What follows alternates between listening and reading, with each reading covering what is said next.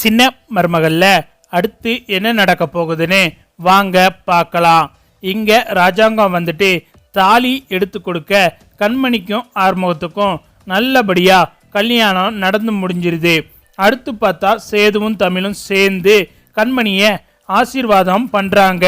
ரொம்ப நன்றி அண்ணி, நீங்க மட்டும் இல்லை அப்படின்னா இந்த கல்யாணம் நல்லபடியா நடந்திருக்காது.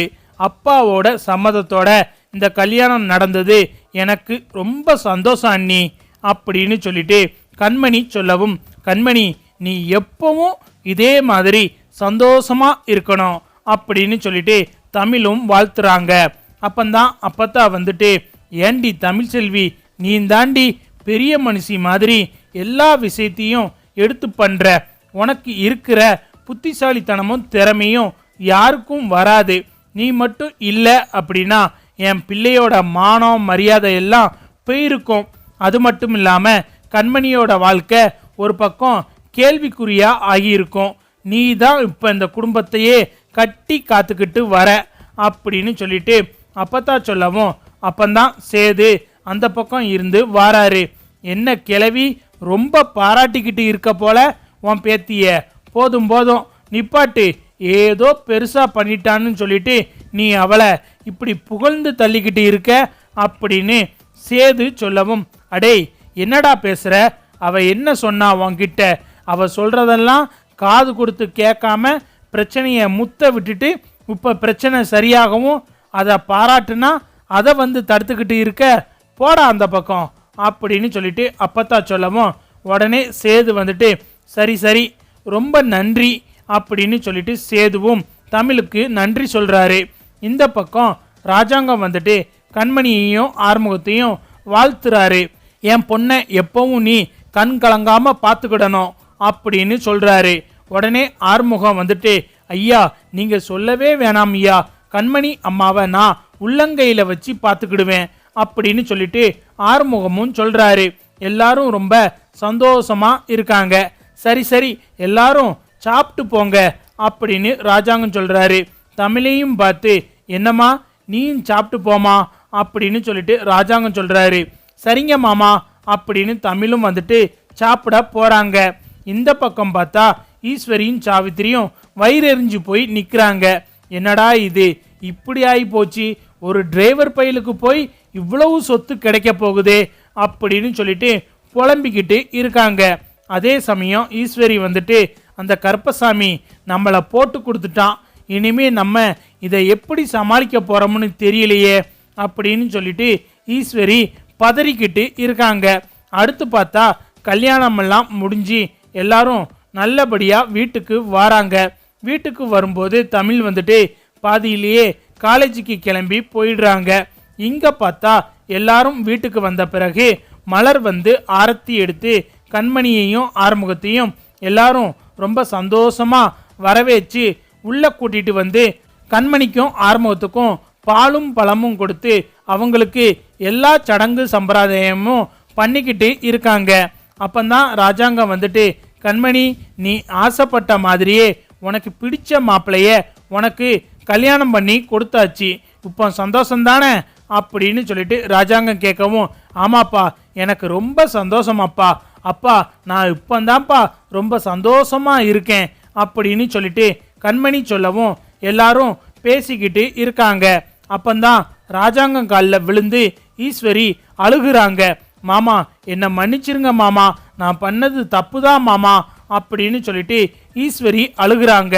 உடனே சன்னாசி வந்துட்டு ஈஸ்வரியை பிடிச்சி இழுத்து, ஆத்தாளும் மகளுக்கும் எவ்வளவு கொழுப்பு இருந்தா நீங்க ரெண்டு பேரும் இவ்வளவு பெரிய வேலையை தைரியமா பார்த்துருப்பீங்க, சொத்துக்கு ஆசைப்பட்டு ஏண்டி இப்படிலாம் பண்றீங்க, உங்க கூடலாம் வாழ்றத நினைச்சாலே எனக்கு ரொம்ப அருவருப்பா இருக்குடி, இந்த குடும்பத்துக்கு எவ்வளோ பெரிய துரோகத்தை பண்ணிருக்கீங்க அப்படின்னு சொல்லிட்டு சன்னாசி சொல்லிக்கிட்டு இருக்காரு.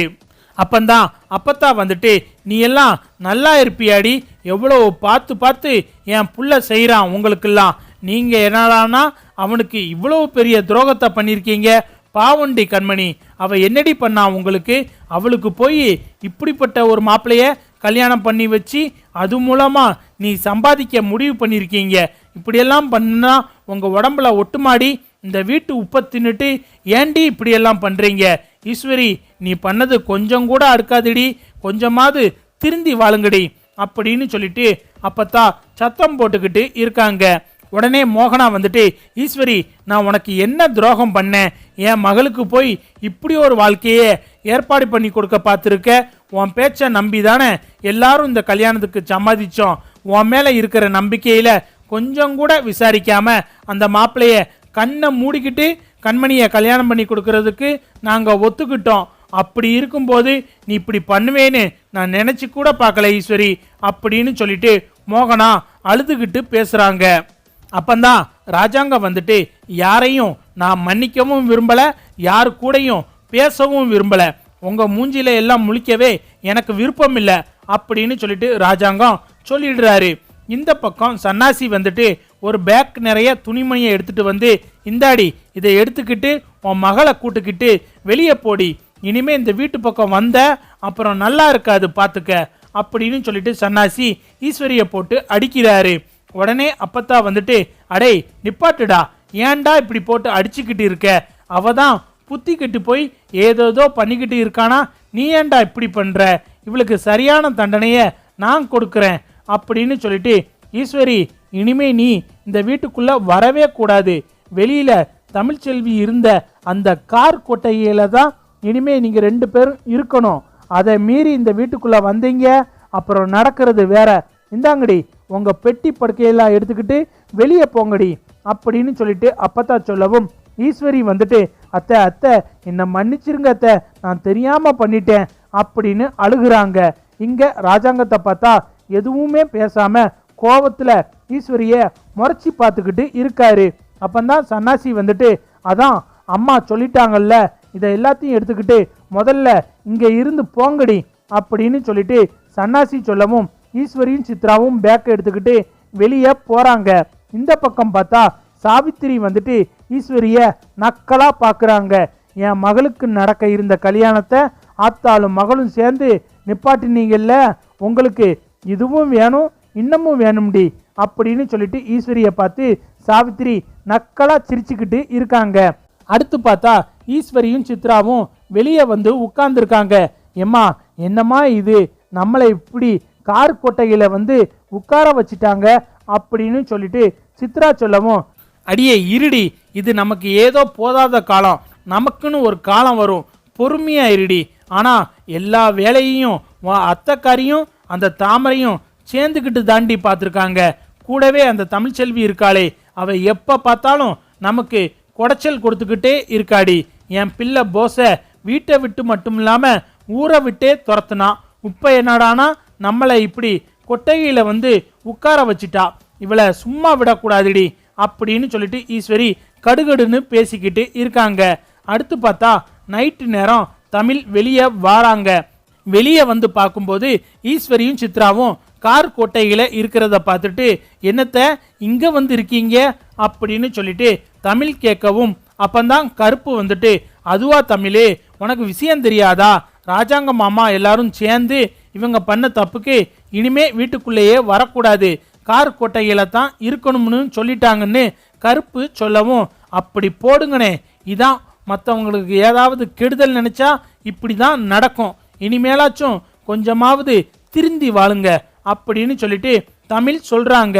உடனே ஈஸ்வரி வந்துட்டு, அடியை உனக்கு எவ்வளவு கொழுப்பு இருந்தா என்ன பார்த்து இப்படி பேசுவேன்னு ஈஸ்வரி கேட்கவும், ஆமா நான் அப்படிதான் பேசுவேன், கொஞ்சமாவது மற்றவங்களுக்கு துரோகம் பண்ணக்கூடாதுன்னு நினைங்க அப்படின்னு சொல்லிட்டு தமிழ் சொல்லவும், உடனே ஈஸ்வரி வந்துட்டு தமிழை அடிக்க போறாங்க.